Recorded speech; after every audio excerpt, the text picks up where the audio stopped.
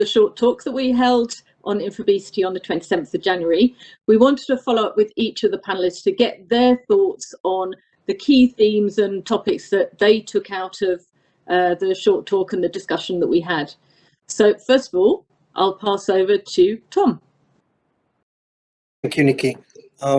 First, I thought that the talk that was organized in this form of a short panel had, first of all, the right mix. One director, a lawyer, a company secretary, and a cognitive expert. And it proved somehow the different approaches you can have to the subject.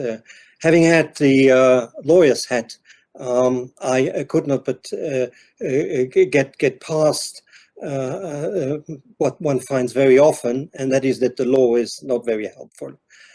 Indeed, there is nothing in the law which in a clear manner deals with the size, the content, and even the accuracy of the board papers that have to be tabled at each meeting, nor whose responsibility it is to get the pack right. Is it the chair?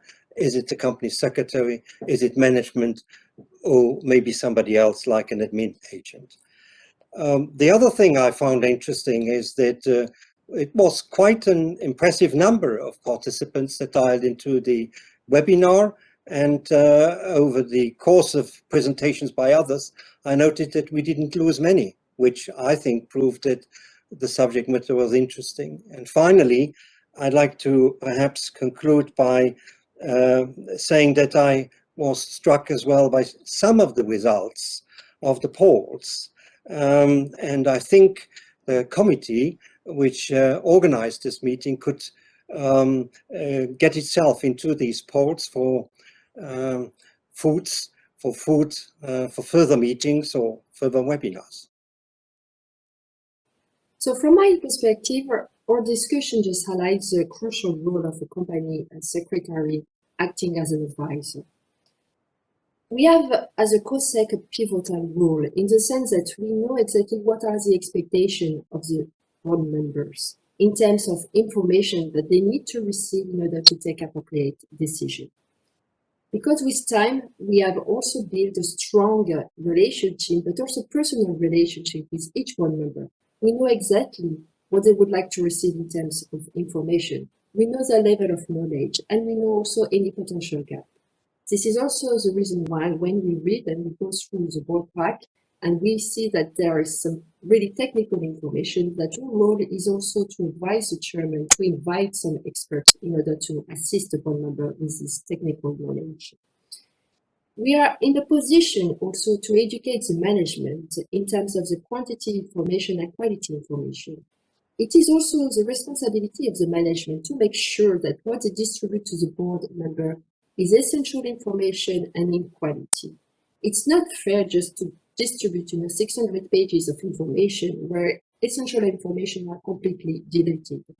Board member cannot digest such level of information. So this is the role of the company secretary also to make sure that the management provides the right information to the board members, the essential information. Timing is also crucial.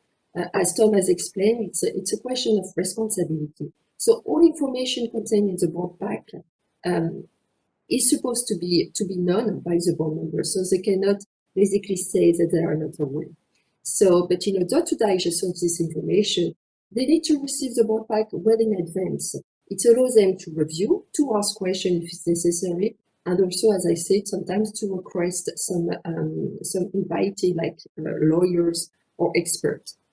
So again, I think all this discussion that we had through this panel just demonstrates the essential role of a COSEC, not only acting as a minute taker and a governance watchdog, but also as advisor. So when we talk about information from the lens of how to increase the efficiency of a board, it is first important to look at governance in its entirety. What is the model that we're acting within? What is the overall architecture of the institution that the board is functioning within. It does not make much sense to look at the board in isolation, but there must be alignment between the different layers of governance, between the shareholders, the board, and management.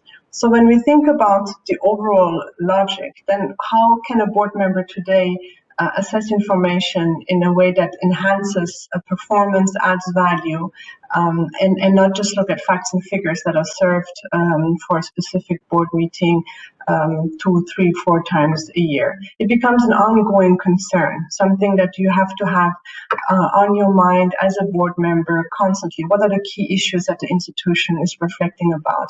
How can we plan long-term strategy? How do we add value to the work of management?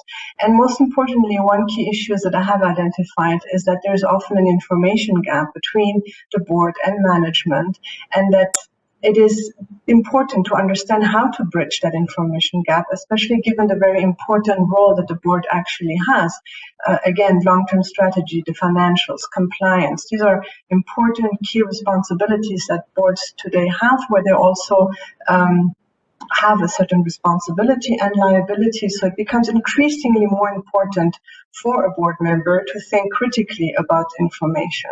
And looking at information from that lens, then as a board member, I want to be proactive. I want to challenge the information I receive. I want to understand what it is that I'm being told, but I also want to understand what I don't know. What is it that maybe I need to proactively look for in order to be able to participate in proper governance and ensure that good decision making is guaranteed. So information then becomes much more of a concept, because we can all know, but the challenge then becomes to understand. And in the environment that we're working in today, this becomes an increasingly important concern for board members.